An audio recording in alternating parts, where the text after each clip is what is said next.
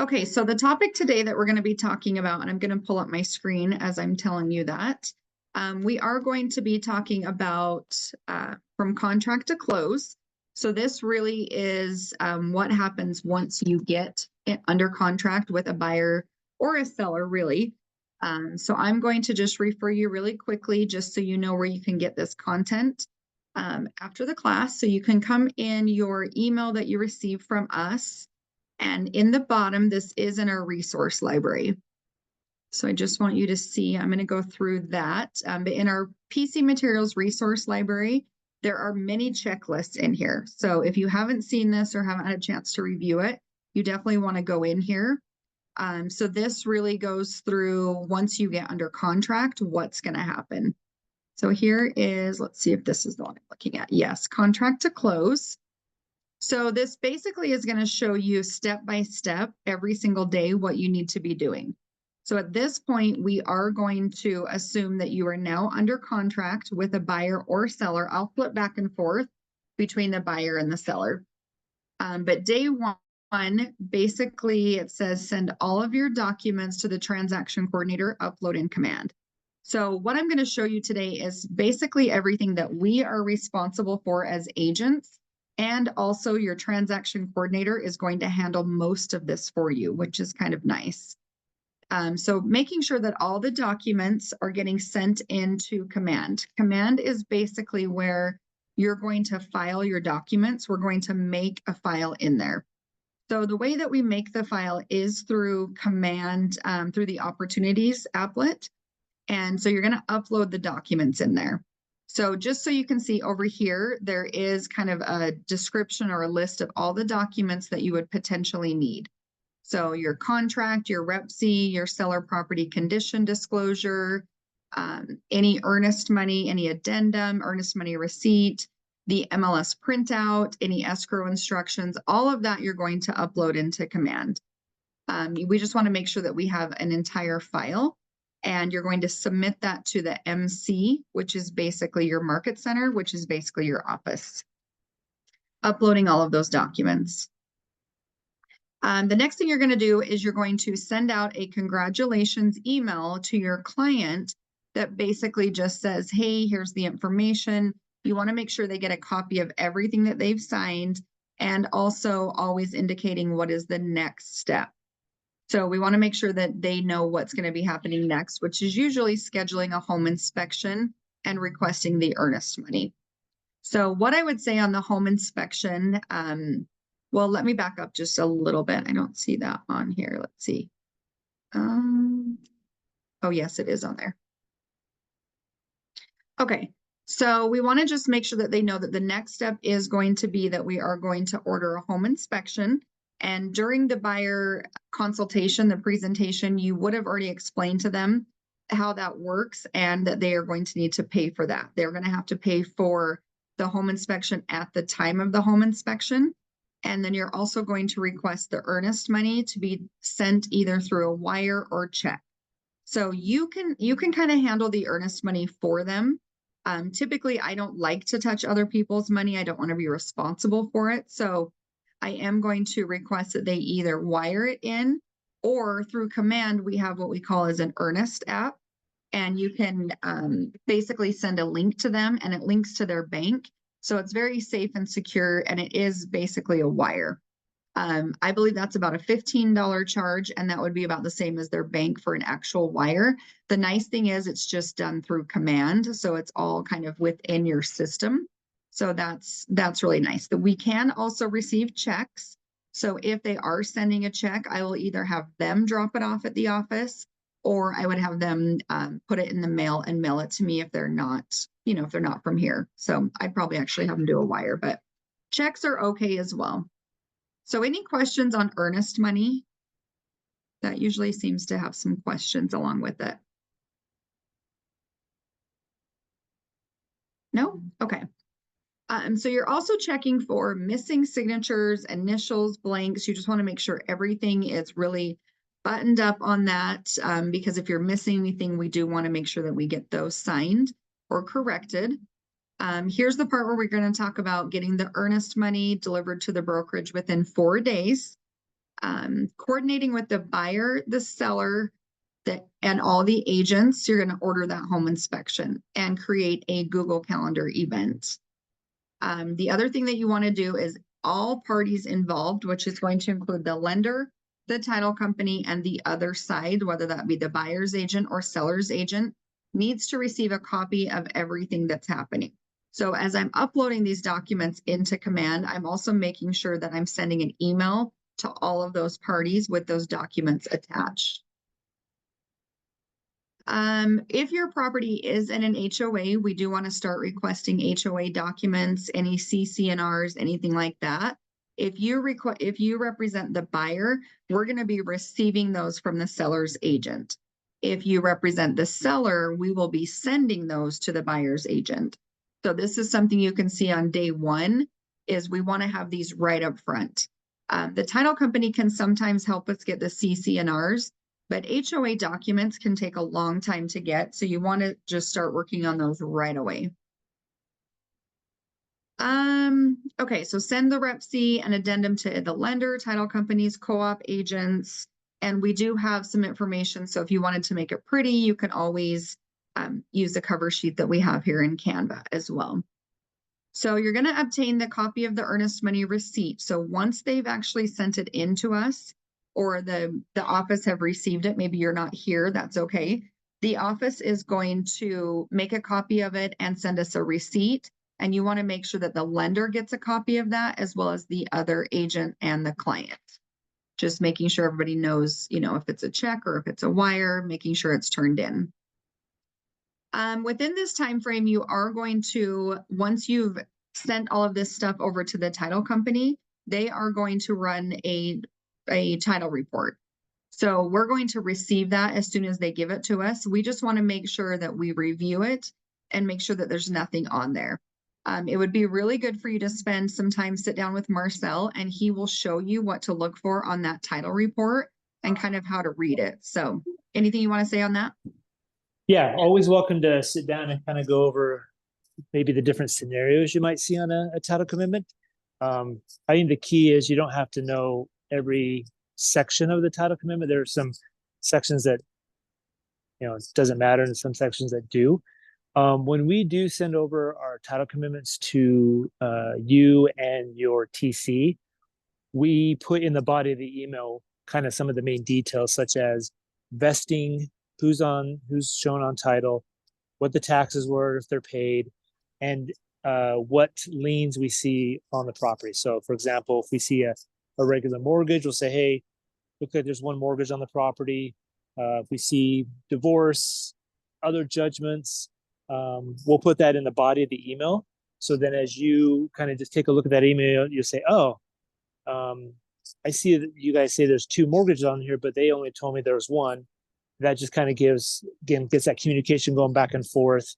A lot of times, if your seller has a common name, let's say Brad Smith, you can imagine when we do a title search, we're gonna find a handful of judgments against a Brad Smith. It might not be your Brad Smith, but it's going to be a Brad Smith. So in that email, we'll say, hey, we found a couple judgments against a Brad Smith, and you'll say, oh, that's probably not ours.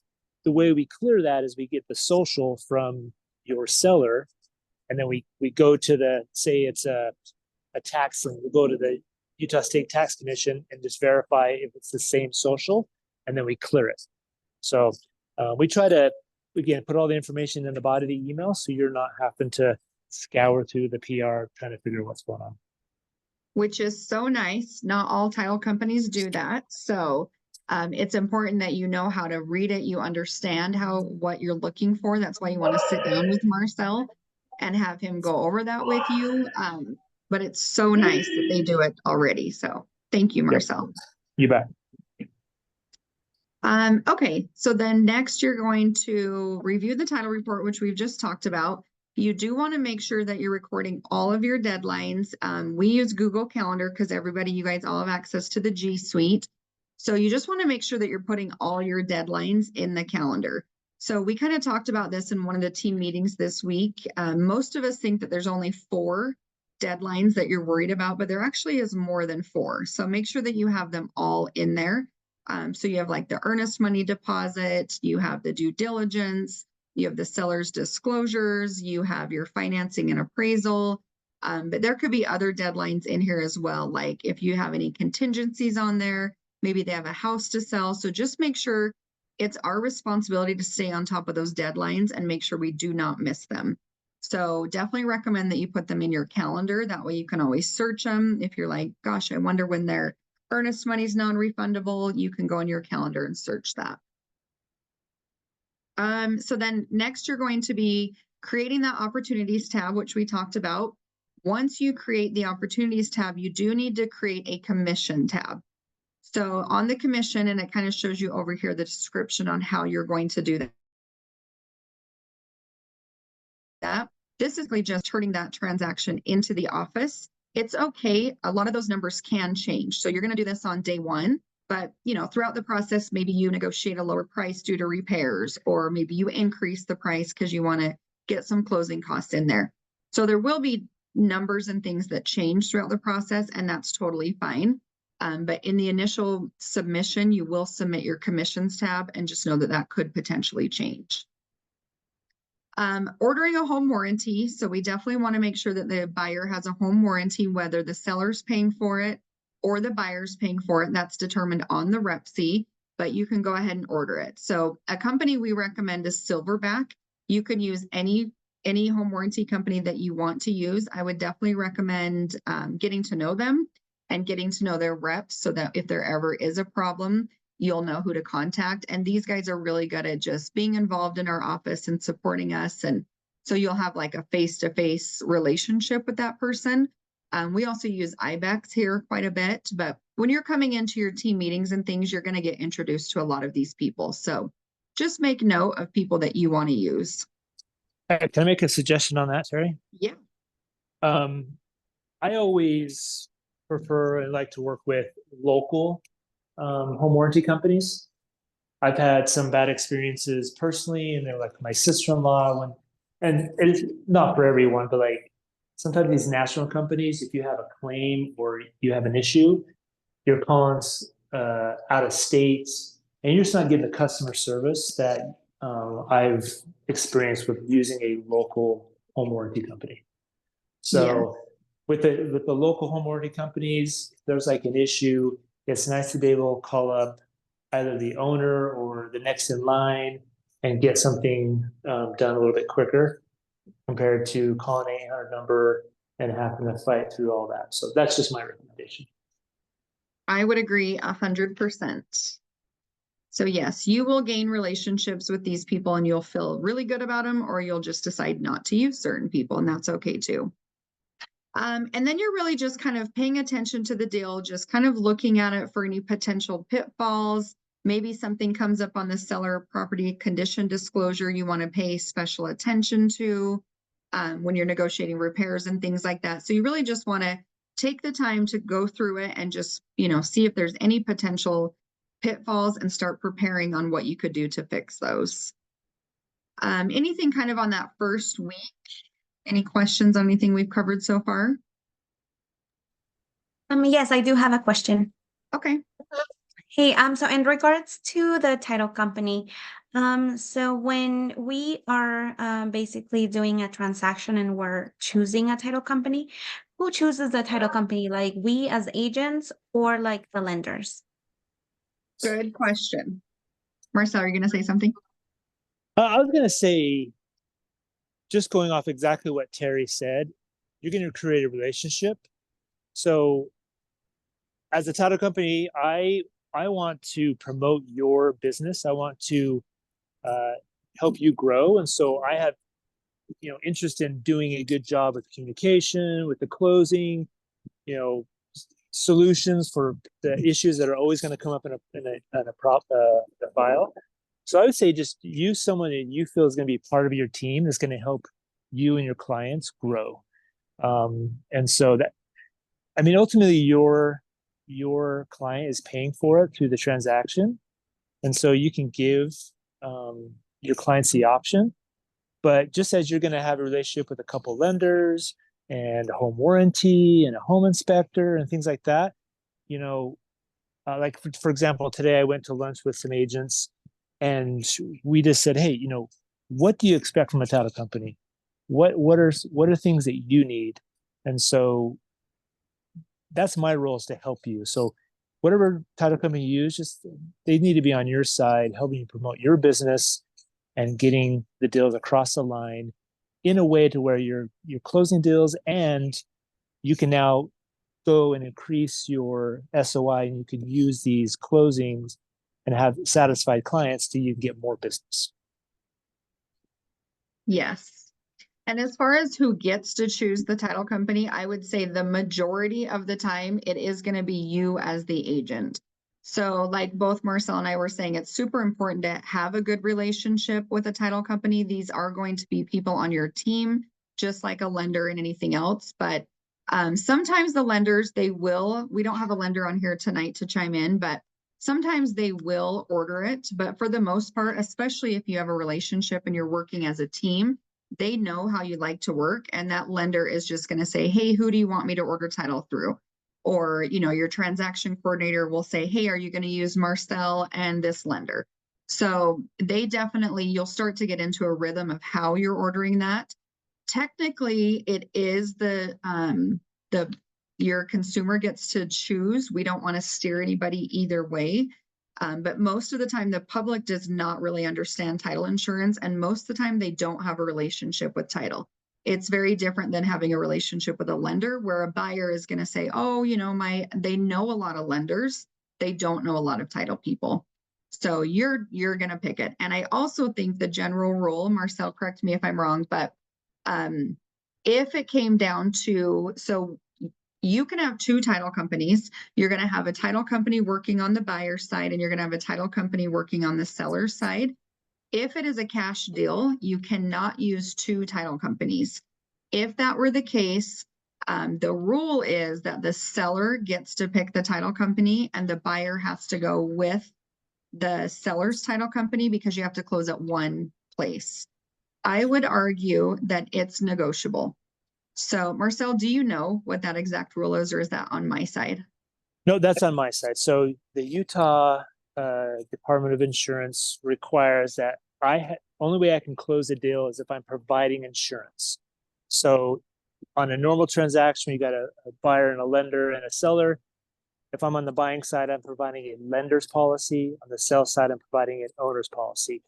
With your example, with a cash buyer, there's only one policy, and that's the owner's policy on the seller side.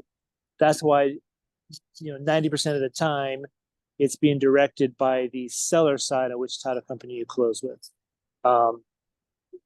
So yeah, that is negotiable. You're absolutely right. Yeah.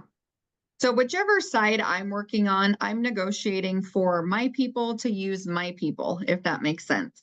So I would argue, if I'm working with a buyer that's going to be wiring in $500,000 cash somewhere, I would say my buyer is more comfortable doing it with somebody that we know, and that would be, my preferred title people. But if I were the listing agent, I could definitely argue the same way, like, hey, we've already ordered title for this property. We really want you to close.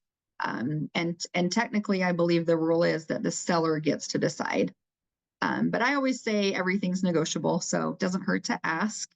And things just go smoother when you know the people that you're involved with and getting things moved around. So I like using my team of people whenever I can. Hopefully that answers your question, Erica. Good question. Any others? Yeah, thank you. You're welcome. Okay, so moving along, so then kind of what happens. So when you're representing a buyer, we're doing a lot of like checking in. So you can see 1 week into the deal, we want to check in with the lender and just say, hey, does everything look good? We want to really over communicate. You cannot communicate too much when it comes to doing a real estate transaction. So if you ever feel like, gosh, I haven't heard from the lender and I just don't want to bother them, go ahead. You're not bothering them, number one, but we want to be able to really know every step of the way what's going on so that we can let the buyer know what's happening, the seller's agent know what's happening, title needs to know what's going on. So you really cannot over communicate. So just make sure you're checking with the lender. You can also be checking with the title, making sure that there's no issues with title. Maybe Marcel said, hey, can I have Brad Smith's social security number? And we need to check back in and just say, hey, was that cleared? Everything's good, right? Yes. Keep moving forward. Prior to the home inspection, we do a lot of like, this is where it's your chance to shine, and you want to really make this a good experience. So we recommend that you're making a video just explaining to them the process of going through a home inspection. What that's going to look like, how long it's going to take. They get to spend time with the home inspector. They do need to be prepared to pay the home inspector. They're going to get a report, and just setting them up for good expectations. So I like to tell a buyer, regardless, this house could be brand spanking new. It was finished being built yesterday. It is still going to have a giant report and a long list of things that's wrong with it. This could be a house that's 5 years old, 10 years old, doesn't matter. You want to prepare them to receive a list of everything that's wrong with the house. That's the inspector's job, is to point all of that out. And then also let them know it's very normal. And our job is to pick out the big things like the deal killers for the buyer. And we're going to negotiate those if we can. So I like doing the video, just explaining that process so they're prepared for it. Once you go to the home inspection, you do want to attend the home inspection if possible. You will hear two sides of that coin. You will hear some people say you should never go to a home inspection, and you're going to hear other people say that you should always go to the home inspection. The reason some people will say don't go to the home inspection is because it can make you a liability, especially if you're just kind of interjecting your 2 cents. So if you're going to go to the home inspection, let the home inspector do their job. Let them explain everything. I'm very much like behind the client and the home inspector. I may be taking notes because what I'm going to learn at the home inspection is going to help me be able to negotiate what's wrong and what needs to be negotiated with maybe the seller. But I really let that, you got to keep in mind that the buyer has paid a third party to come in here. And you got to be really careful about giving your own opinion. If you're like, oh, that's just no big deal whatsoever. And 2 months after they close on the house, they're like, my agent said it was no big deal. Well, the home inspector said it was a big deal. The home inspection report said it was a big deal. Now you're liable because you basically told them it was not a big deal. So when I do the home inspection, you're going to get the report. So you can kind of see, you're going to address the home inspection. I let my client tell me like, hey, you go through the report. Most home inspections have a section where it's like safety and maintenance items that they're very concerned about. Usually they'll have like a red section, or they'll put stars. Like you can tell that the inspector is pointing out those things. So I will tell them, review those things, go through the whole report, let me know what you're concerned about, and then we will start negotiating. So let them tell you what they're concerned about with the home inspection. You really want to keep your opinions out of that because they didn't pay you to do the home inspection. So once you come up with the list of items, you will start negotiating those with the other side. So basically the listing agent, you are going to negotiate those. What that actual negotiation looks like is, it is kind of with any negotiation, most of it is going to be done verbally. You can go back and forth. I like to send an email kind of bullet pointed, like the 10 things that we want fixed. I'm going to include, with permission from the buyer, that part of the inspection. So say that they're like, the roof needs repair on the southeast corner or something. I would send a copy or a screenshot of what the home inspector said about that repair. And I'm going to include that because it's really hard when you get a list of items that need to be repaired and you don't exactly know what they're talking about. It's better to see the words of the inspector, and they usually have pictures. So I am including that. I don't typically give them the whole inspection report, just around the items that I'm asking for them to repair. So I'm doing an email that basically says, I also kind of want to make it seem like maybe it's a bigger deal than it is. So one of the negotiation tactics would be like, the home inspection was complete. There were a lot of items that need repair or touch up, or a lot of items that need maintenance. my client is willing to take on everything except for these 3 items. So you kind of make it seem like the list is giant and we're totally fine to take on all the repairs, but these 3 things, which now we're asking for a roof or we're asking for a new HVAC system, something big. Because you want these to be, big deals, not just the teeny tiny stuff. So you really have to guide your client through that. So that negotiation can take anywhere from just a couple days going back and forth. You want to make sure you have enough time in there with your deadline, because a lot of times the seller is going to want to get their own opinion. So they might say it's a roof repair or an HVAC or something. They may want to have a roofer come in and give them a bid, or they may want to have the HVAC come in and see if it's as bad as the home inspector said it was, something like that. So make sure you have time in there to allow the seller to do some research. And sometimes your buyer too, to be honest. So when you get that report back, you may say, you know what, I have an electrician, let's let him come over and we'll see what that really looks like. So just keep time, keep a buffer in there. You don't want to go right up to your due diligence deadline, because it could really get you, into a pickle if you're too close to that deadline. So once the repairs have been negotiated, you're kind of going back and forth. They're like, yeah, we'll do one of these 3 things, or we'll do 2 of these 3 things, but we're not going to do this one. Then you want to put it into an addendum. So you do want to have it in writing. You just don't want to have to go back and forth in writing. That can alarm a lender if they see a whole bunch of addendums regarding inspections. So it's just better, and it doesn't waste everyone's time and energy getting everything in writing until you actually come to an agreement. There is an addendum that's called the resolution to due diligence addendum that you will use. And that is going to allow you to either get credits, get something issued towards closing costs, lower the price, or make the actual repair.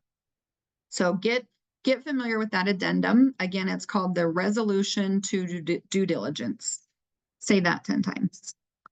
Any questions on inspections? That's kind of a big portion of what's happening during this transaction. Yeah, I do have a question. So once we know, once we have actually the inspection report, Mhm. so how do we know, like, what items are the most important ones to negotiate?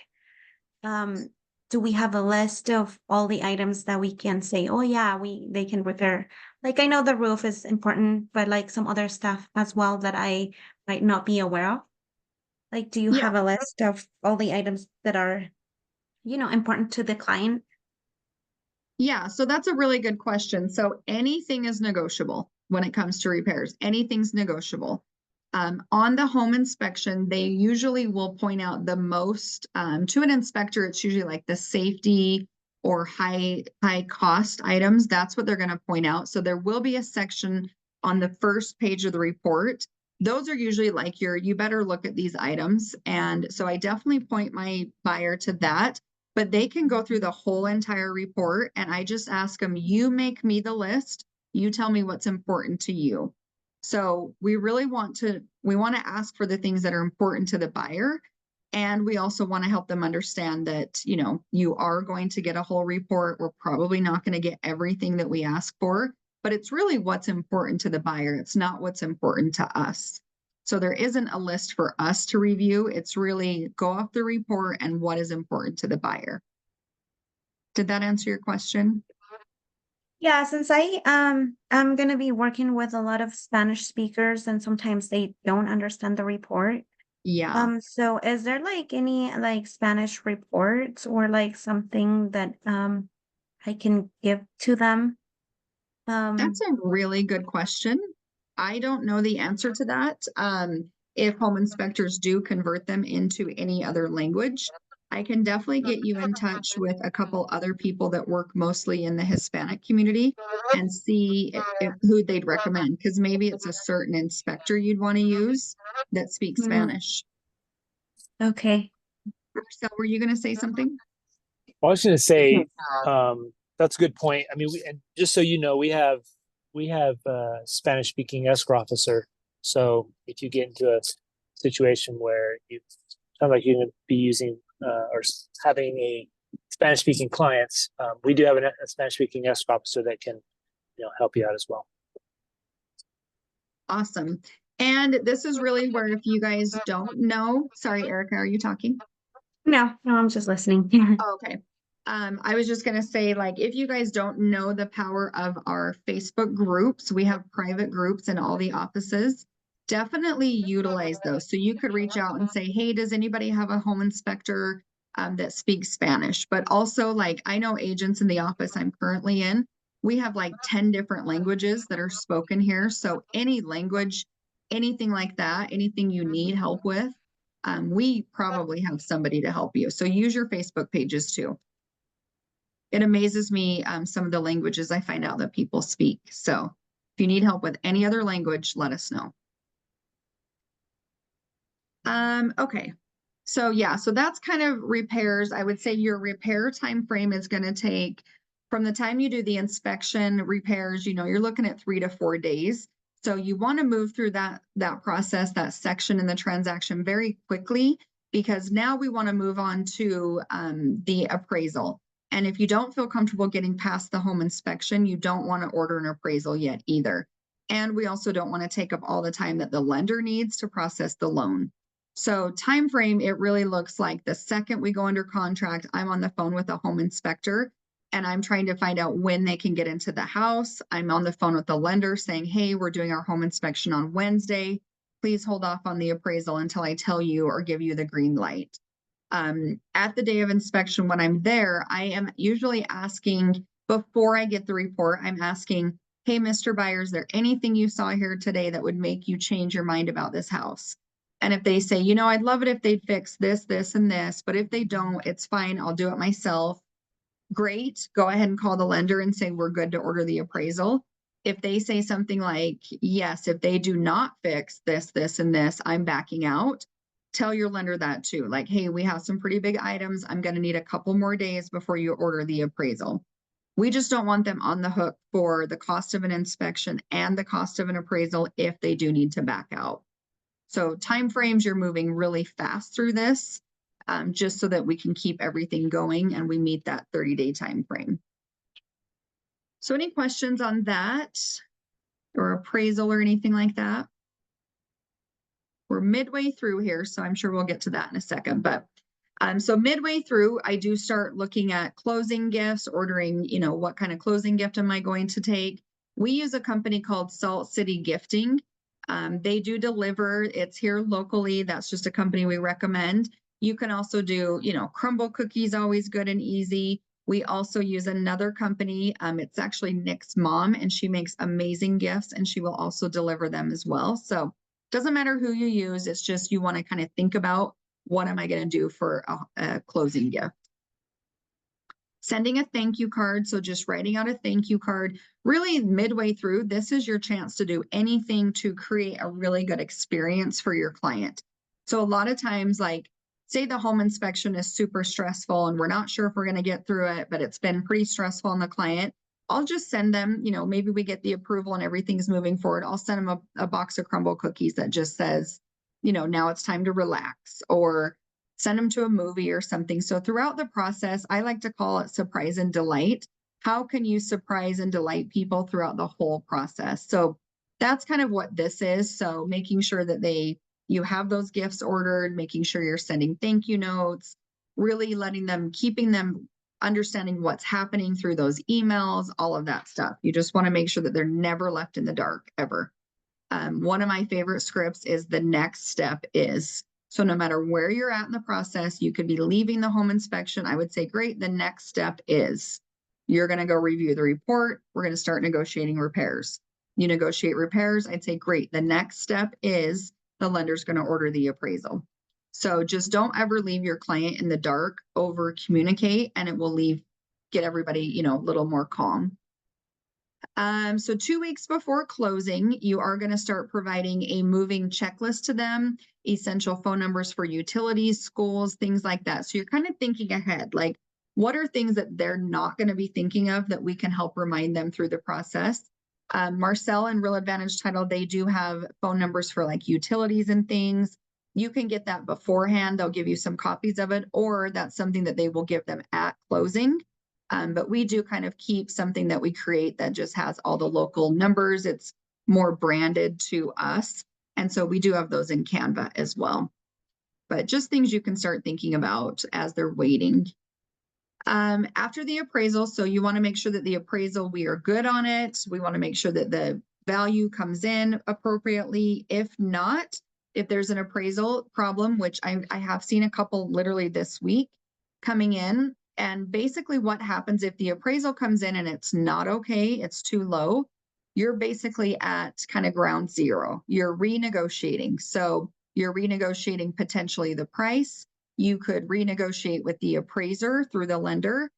You could renegotiate repairs, closing costs. So you're almost just really trying to find out, okay, we have a problem, and what we agreed to 2 weeks ago is now not what's actually happening. So we need to renegotiate all of those numbers to find a win-win for everybody. When there's an appraisal issue, I really like to try to figure out a solution where everybody's giving a little. It shouldn't just be the seller who's giving it up. It shouldn't just be the buyer who's got to figure out more money. You really want to find that win-win and have everybody give a little bit to help fix that. So when you come across that, I definitely will be here to help you through that. But just know that can take, 3-4 days to get through an appraisal problem too. So again, we don't want to be butted up against any deadline. You want to move fast, so you always have wiggle room on the end of these deadlines. Any questions on appraisal?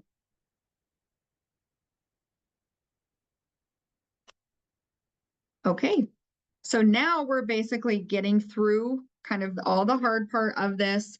Throughout this process, especially when we've started ordering the appraisal, the lender is going to start asking for more documents from the buyer. So really just, you can see here, checking 2 weeks in for loan conditions, getting an update on the loan progress, helping the lender along, and also pushing your client to do everything the lender says.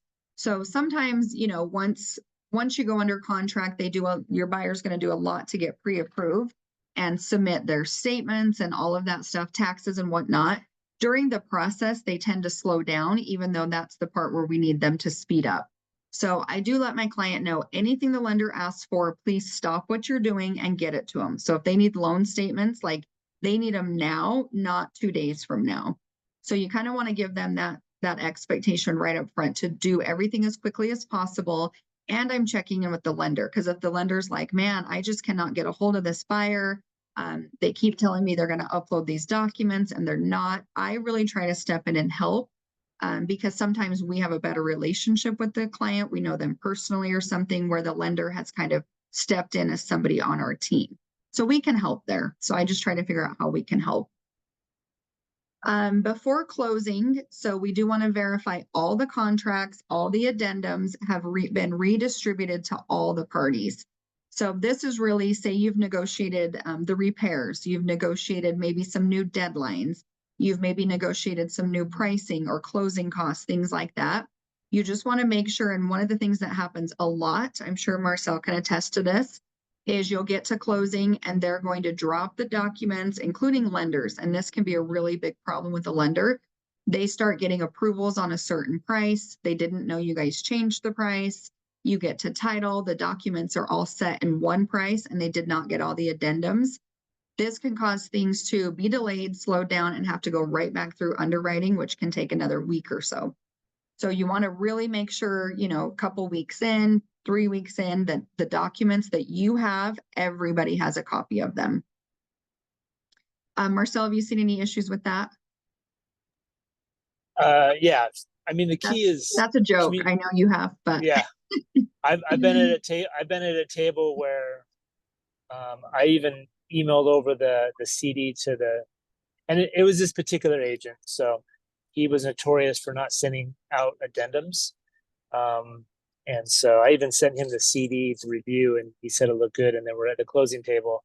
He's like, "Oh, what about this?" And the lender and I look at each other like, "What are you talking about?" He's like, "Well, there's an addendum that talks about this." And we're like, "We don't have that addendum." And you want a good, smooth experience for your clients, and communication is huge on that. So any change to addendums, escrow instructions, just share it with everyone. Yep. Make sure that everybody has a copy of everything. And again, it just goes back to over communicating. When in doubt, if you're like, gosh, I'm not sure if I should send this addendum to the other agent, or I should send it, if you're questioning it at all, send it, because it would be better for them to have it than to not have it. Okay, so then 21 days in, or around 3 weeks in, again, we're checking with the lender, just making sure that we have an update, and we're going to start planning closing. Because what's going to happen is you're going to have a settlement date on your contract that say, you've made it perfect and it's beautiful and it's the last day of the month. And throughout this process, things have changed a little bit. And now that closing date either needs to happen sooner, maybe it needs to happen later, and you need an extension, which is never really fun. We don't want to do that, but it can be done. So you just want to start kind of planning the closing. One of the other things that I really start negotiating here is possession. So we do want to make sure, so especially if you're on the seller side, that your seller has began to pack up and move out. Sometimes I'll see where the seller did not realize they had to move out. They thought they could go to closing and then move out. That's not the case. So as you're starting to plan for closing, you're starting to also negotiate moving in dates. So when is the mover coming? When is the seller going to be out? Things like that. And, this can be a big moving part, because sometimes maybe the seller is buying another house, or I don't know, there could be so many things that happen here, where maybe the buyer's coming in from a different state and they have movers involved. So you have to coordinate all of this at the very end and hit deadlines. So it gets a little bit, this is why people use us, because there's a lot of facilitation that happens throughout the transaction. So you're going to start scheduling a closing. So just so you know, closing is typically involved. So you're going to schedule it with your title company. You're going to schedule it with your buyer, and you're going to let the other agent know when you're closing. When you're working with a buyer, the lender is usually involved in the closing and needs to be at the closing table too. So you're coordinating your schedule, the lender's schedule, the title schedule, and the buyer's schedule. And just so you know, most title companies, it's like banker's hours. It's 9 to 5. So some title companies, I don't want to say Marcel is going to be happy if you call him and ask to do a closing at 6 o'clock. Some will do some accommodations, but just know most of the time it's like 9 to 5. So we do want to make sure your buyer or seller can make those accommodations with their work to be there to close. And just so you know, I've been doing this for a while, so I understand that this whole process that Terry's been talking about, all these hurdles and you've been jumping over and hoops you've been jumping through, and we get to the close, and maybe the seller's schedule is kind of hard. If you say, hey, can you help me out on this one? I'm more than happy to do that.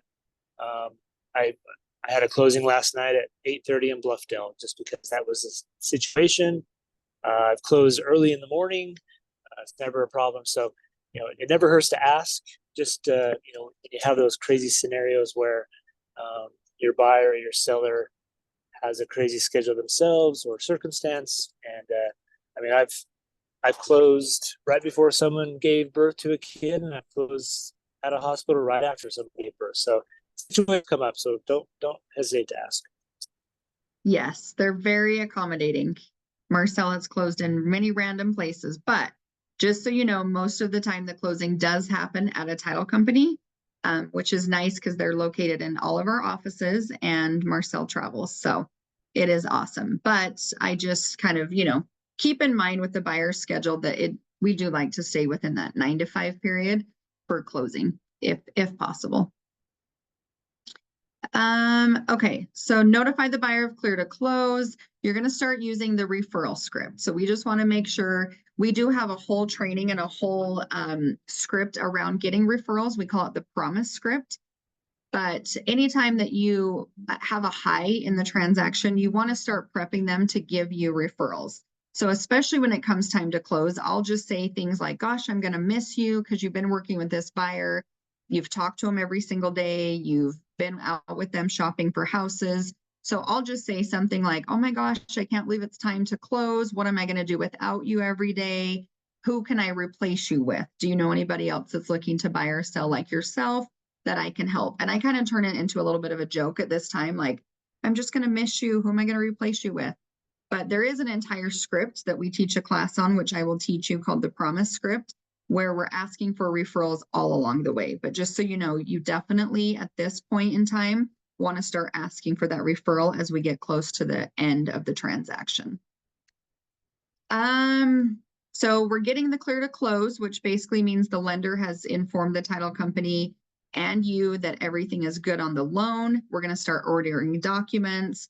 Clear to close, I would say usually you get that and then, you're going to close within the next 24 to 48 hours. We don't like to get clear to close like the second before you go to closing. We do need a little bit more time. So just know that that just means we're pretty much wrapping up and we still have a couple days. After the clear to close, you're going to start reviewing the schedule. We kind of talked about that, setting up your appointment for closing. 3 days before closing, you do want to receive the CD. So that stands for closing document or settlement statement. Usually there's both, but the CD has to be acknowledged by the buyer 3 days before closing. So we do want to make sure that we have that in place, that they've gone over it. Usually the lender and title company are going to handle that for you and just make sure that everything's correct. The nice thing is because they're reviewing it a few days before closing, by the time we get to the settlement and the settlement statement, everything is in order and closing gets to be a nice, fun, smooth celebration, easy peasy thing that you're doing. Back in the old days, we did not have that and you'd get to closing and things were never ready. So this is a huge bonus that we look at this 3 days before now. So then you're going to arrange your final walkthrough. You're basically just going to let the buyer know, hey, when would you like to do your final walkthrough? This is your chance to go through and just make sure any repairs you've requested have been made. Make sure that, the home is still in the same condition, that they didn't like rip out the stove or bang up the walls or anything like that. So it's kind of your last chance to just make sure that the home is still exactly as the buyer thinks. You're going to update information on the home warranty, provide a copy over to the title company, just make sure that they get a copy of everything. Verify the client knows how much that they need to bring in, what they're doing for their down payment. Keep in mind, wire fraud is huge right now. It's absolutely crazy. So we don't want our clients just wiring money willy-nilly at any point. We really do want to make sure it's like at the very end. I prefer to have them get the closing instructions straight from the title company at closing. They can literally hand it to them. But if we are on a time crunch, then I would still get the title company on the phone with them. Marcel, maybe, you chime in and tell us how you like to see this handled. So I like to hand them to them at closing as well. Yeah. But let's say you're going to do a same day close and fund, or maybe the borrower has a tight schedule and can only wire before. We can send wire instructions to them through a secure email. So we can definitely do that, not a problem. Just need to know, first let us know the scenario if they need it sooner.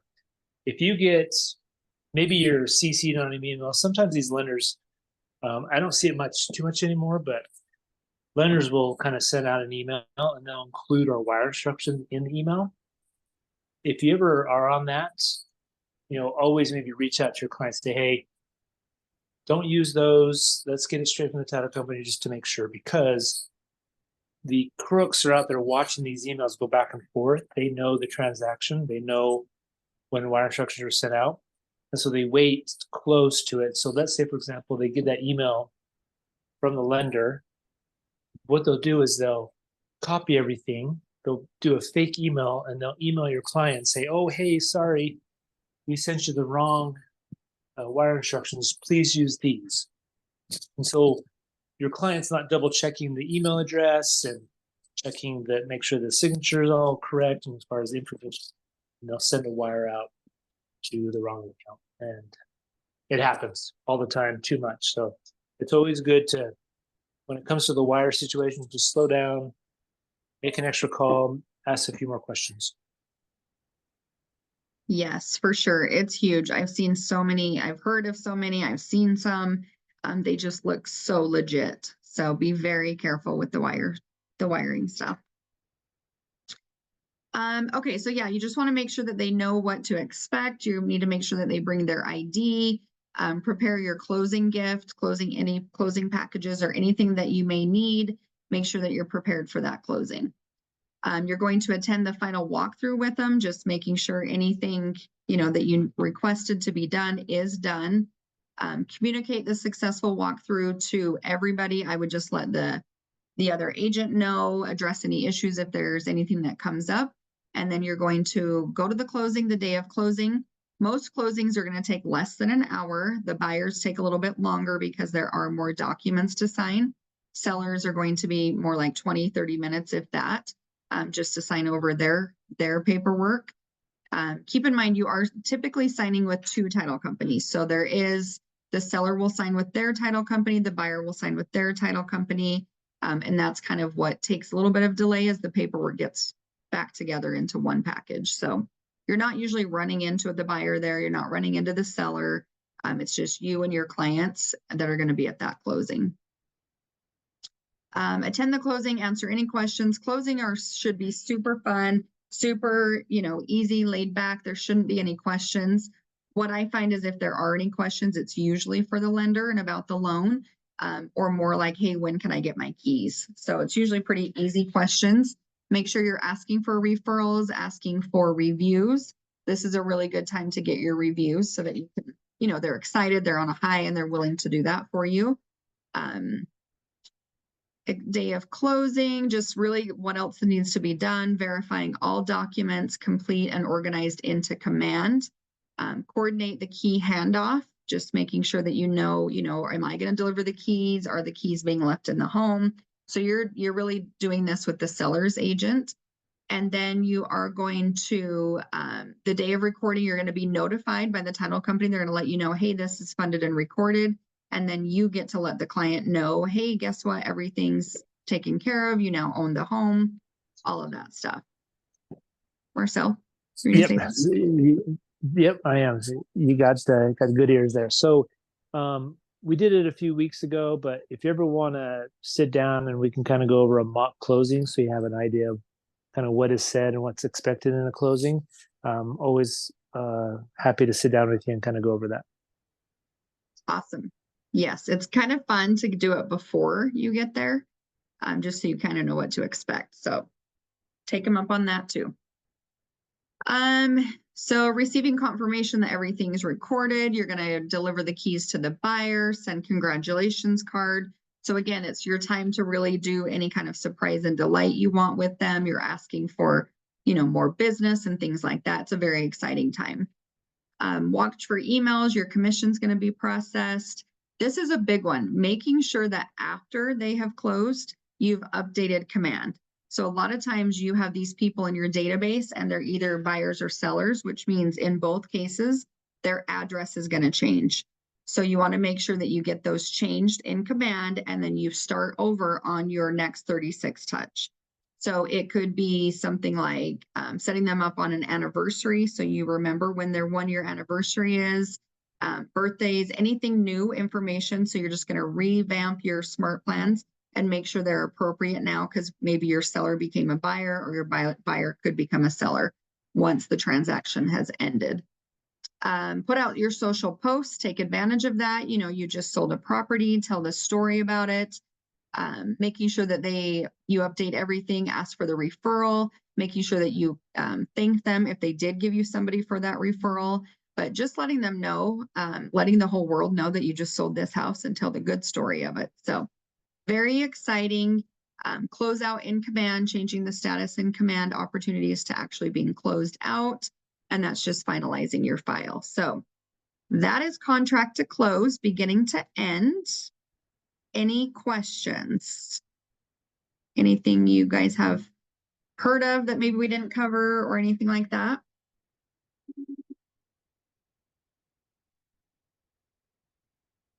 No questions? That's awesome. What I will do now, this is my plug for using a transaction coordinator. So transaction coordinators, we have them in every office. They basically are those people that kind of process your files. So they handle everything contract to close. So I always like to say it took me an hour just to go through the checklist with you. Can you imagine how much time it actually takes to complete the checklist? Using a transaction coordinator takes you out of this process and keeps you in front of the people, which is where we're going to make most of our money. So we need to go find more business. The transaction coordinator, you pay them hundreds of dollars while you're making thousands of dollars. So just kind of keep that in mind that it really is worth it. You're going to be paying them probably $350, $400 at closing. You're not paying them if the deal doesn't go through. So it's really nice. You have somebody else on your team that kind of an admin that's going to be doing all of this stuff for you. They're going to communicate with all the other parties, handle with all the paperwork, and you pay them at closing. And they are all licensed as well. So they're protecting everything when it comes to doing addendums or anything like that. So I really do recommend that you use them almost to a requirement within the coaching program. We really just want you to have very clean, neat, and nice files, and they just make you look so good. So that's my commercial on using transaction coordinators. If you haven't had a chance to meet any of them in your offices, let me know. We definitely will get you in contact with them. We do have Ignite tomorrow, so anybody in the Salt Lake City office, you will get to meet your transaction coordinator tomorrow. He will be doing the training, so we kind of rotate them so you get a chance to meet them as well. But any other questions tonight, you guys? Anything else that you want to talk about? That checklist can be found in your weekly email under the resource material library that we just went through. And you can change it, alter it, kind of make your own adjustments to it. Okay, if there's no questions, we're going to end on time. 6:30. Okay, you guys have a great night. I will see you either tomorrow on the 8:30 call. I might see you in Ignite. If not, have a great weekend. I will see you back here on Monday. Thanks, Terry. Thanks, Terry. You're welcome. Thank you. Thank you.